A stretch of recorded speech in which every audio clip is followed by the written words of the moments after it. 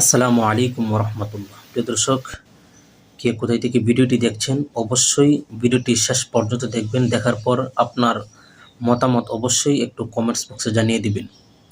গতকালকে একটি নিউজ দেখতে পেলাম, নেত্রকোনা মদন একজন হুজুর, উনি একটি ফ্ল্যাটে মাদ্রাসা খুলছেন।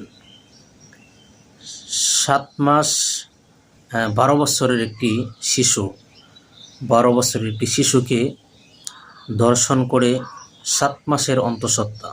নাউজুবিল্লাহ নাউজুবিল্লাহ। এই কথাগুলো বলতে আমার কাছে খুবই দুঃখজনক বিষয়, লজ্জাজনক বিষয়। কারণ কিভাবে আপনার মাথায় আল্লাহ রাসূলের সুন্নত, মুখে দাড়ি, একটি মাদ্রাসার মুহতামিম, আপনার দ্বারাতে কিভাবে সম্ভব হলো একটি 12 বছরের শিশুকে আপনি দর্শন করে 7 মাসের অন্তঃসত্ত্বা বানিয়ে তাকে মাদ্রাসা থেকে ভয় ভীতি দেখিয়ে তাকে মাদ্রাসা থেকে বিদায় করা, এটা কেমনে আপনার দ্বারাতে সম্ভব হলো?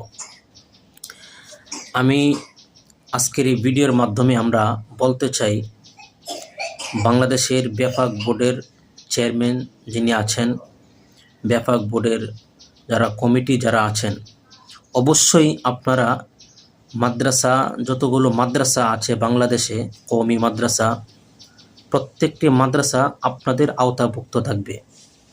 কার কতটুকু যোগ্যতা, সেই যোগ্যতা অনুসারে সে মাদ্রাসা খুলতে পারবে।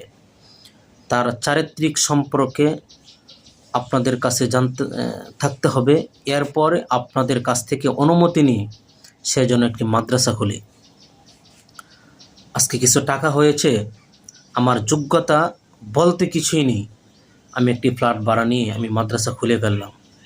অথচ এই মাদ্রাসা কীভাবে পরিচালনা করতে হবে, এই মাদ্রাসা পরিচালনা করতে হলে আমার কি কি প্রয়োজন, আমার নিজের কতটুকু প্রয়োজন, আমি কিভাবে মাদ্রাসা পরিচালনা করব, এতটুকু যোগ্যতা যার ভিতরে নেই, সে আবার কিভাবে মাদ্রাসা পরিচালনা করে? মাদ্রাসা পরিচালনা করেন, ভালো কথা, কোনো সমস্যা নেই, কিন্তু আপনার নজর তো ঠিক নেই, কিভাবে আপনি মাদ্রাসা পরিচালনা করবেন? মানুষের স্কুল থেকে, সাধারণ মানুষের আত্মবিশ্বাস হচ্ছে মাদ্রাসার প্রতি। একজন মহিলা একজন ছোট বাচ্চাকে মাদ্রাসায় দিবে, দেওয়ার পরে সেখান থেকে কিছু শিখবে, দিনই পড়াশোনা শিখবে সেখান থেকে। তো ওইখানে গিয়ে যদি একজন মাদ্রাসার মুহতামিমের কাছ থেকে যদি এমন অপমান, লাঞ্ছিত হতে হয়, তাহলে ওরা যাবে কোথায়? ওরা ইসলাম কোথায় থেকে পড়বে? ইসলাম কোথায় থেকে শিখবে ওরা? সবচেয়ে বড় আফসোসের বিষয় হচ্ছে, এই সমস্ত কোলাঙ্গারদের কারণে আজকে বাংলাদেশের ইসলামটা একদম ধ্বংসের প্রান্তে চলে গিয়েছে। আজকে এদের কারণে বাংলাদেশের হকপন্থী আলেমরা, কওমির হকপন্থী আলেমরা, তারা মাথা উঁচু করে কথা বলতে পারে না, এই সমস্ত কোলাঙ্গারদের কারণে।